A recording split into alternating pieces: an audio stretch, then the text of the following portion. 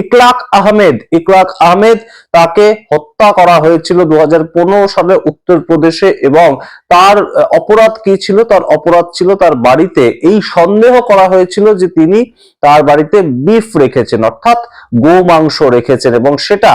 উত্তরপ্রদেশে প্রচার করা হয়েছিল মন্দিরের একটা মাইক্রোফোন দিয়ে, এবং সেই মাইক্রোফোনের আওয়াজ লাউড স্পিকারে বাজানো হয়েছিল মধ্যরাতে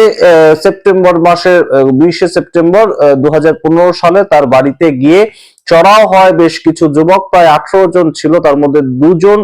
অপ্রাপ্ত বয়স্ক, তার মানে 18 বছর তার বয়স হয়নি, তাই সেই দুজনের, বাকি 16 জন তাদেরকে গ্রেপ্তার করা হয়, এবং গ্রেপ্তার করার পরবর্তীতে তাদেরকে কাস্টাডিতে নেওয়া হয় এবং বিচার প্রক্রিয়া চলতে থাকে। কিন্তু এখন যোগী সরকার যে কাজটা করেছিল, যোগী সরকার বলেছিল যে এই মুহূর্তে এই ইকরাক আহমেদ তার যে অ্যাকিউজ যারা,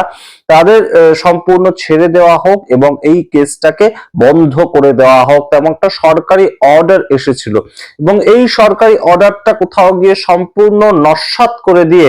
জাস্টিস সৌরভ দ্বিবেদী তিনি নয়ডাতে বসে সেশন কোর্ট থেকে বলে দিলেন যে কোনো মতেই না, এই মুহূর্তে এই